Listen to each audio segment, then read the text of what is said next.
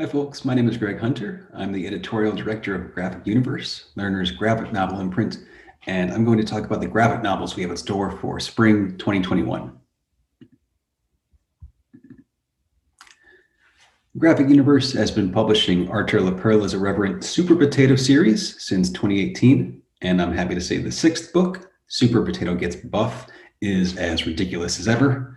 Giant flies are on the loose at a scientific compound thanks to a powerful growth beam, and Super Potato has been called in to handle them. But when Super Potato mixes up the shrinking beam he's supposed to use with the growth beam that started the problem, you hate it when that happens, the result is a gigantic Super Potato to wrestle the giant insects. That includes gigantic muscles, which Super Potato is very excited about, or I should say Super Potato. That's the name he gives himself based on his accidental growth beam upgrade. So this one has a lot of laughs and brings about a major change to the Super Potato status quo. Next, The Wolf in Underpants at Full Speed. At Full Speed is the third installment of the Wolf in Underpants books, published originally in France and then to a warm reception here. These are sweet and very silly graphic books for early readers with lessons about empathy, community, and difference. In The Wolf in Underpants at Full Speed, it's race day. The forest's animals are gearing up to watch the Fast and Featheriest, a yearly competition between its quickest winged creatures. The problem is someone's been vandalizing the posters. When the Wolf in Underpants investigates, he finds a surly chickadee named Ricky with a wing too small for flying. So the wolf hatches an underpants-based plan to bring the chickadee into the race. A familiar-looking striped slingshot gives Ricky a place in the competition, and the trip ends up inspiring the chickadee to become an astronaut instead.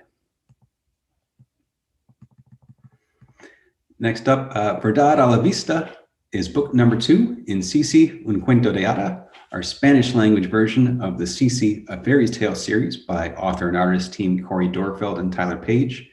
These are big-hearted graphic novels about a young Latina girl who turns 10 and discovers a set of fairy powers that turn her world upside down. Cici can see the true nature of a person, but her powers don't end there. When she finds a classmate's lost doll, she learns that if she changes the doll, her classmate changes too. And after a prank with the doll starts to go too far, Cici has to choose to see the best in people. The Winter of Walking Stone is the third volume in the A House Divided series from Heiko Hornig and Marius Politza, a fantasy saga about a young girl who inherits the home of a notorious wizard who passes under quite mysterious circumstances. Winter of Walking Stone finds our hero, Henrietta Achilles, preparing to recuperate during the winter months after saving the house and the nearby town from a magical flood. Her new friends, an unlikely mix of soldiers and bandits, depart the house grounds, but as they do, a strange army of walking statues starts heading toward the castle. And to figure out the explanation behind them, Henrietta has to make new allies out of the lowliest of her home's supernatural riffraff. There are real notes of poignancy in the House Divided books, and the artist Marius's renderings of the house itself are really spectacular.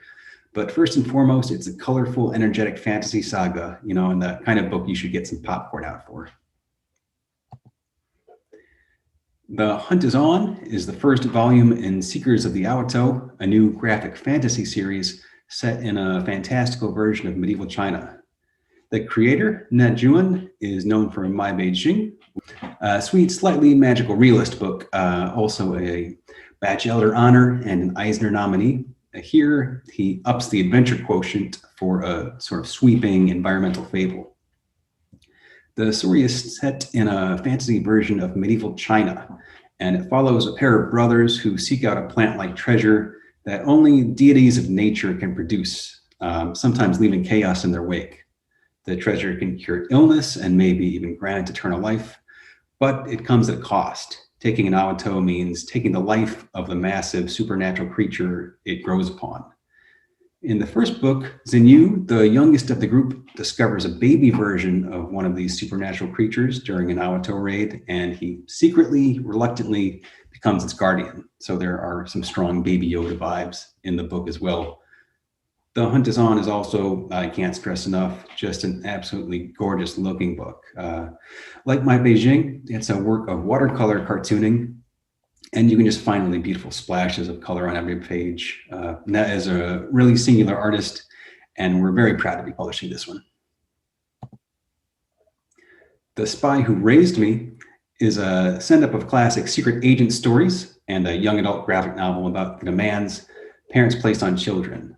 The writer, Ted Anderson, and the artist, John Amiola, tell the story here of Josie Black, a teenager who, after a life of B pluses and second place finishes, starts detecting abilities she didn't know she had, surprising herself with cool moves, quick reflexes, and she also starts to sense gaps in her memory. She comes to find that her mother has overseen a kind of training program which makes JB a super spy, with a plan to make JB an elite agent of the corporation her mom works for, which in this case is a massive soda conglomerate.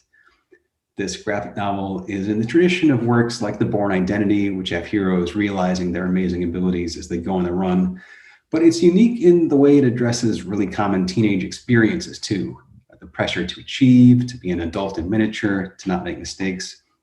It doesn't skimp on action or humor, but young readers are going to find something very recognizable in this book too. And Bronte is another graphic envisioning of the lives of authors, coming to us from Manuela Santoni, who readers know from her book, Jane Austen, Her Heart Did Whisper. This time, Manuela's focus is on Charlotte, Emily, and Anne Bronte, who readers know from beloved novels like Jane Eyre, Wuthering Heights, and The Tenant of Wildfell Hall. Manuela's art is really striking in this book. There's lots of gorgeous black and white brushwork, and it also paints a fascinating portrait of the upheavals in the subject lives and of the time. Part of what the Bronte sisters have to contend with throughout the book is the rages of their self-destructive brother Branwell, who's an aspiring artist himself. But they also have to navigate the double standards of their era. A big part of the book is the intrigue that comes with the sisters having to adopt male pen names in order to get published, and then dealing with the scrutiny that follows. It's an interesting historical look, powerful work visually from an artist who just continues to up her game, and an exploration of the very complicated, sometimes intense family dynamics that help fuel these timeless works of literature. And thank you so much.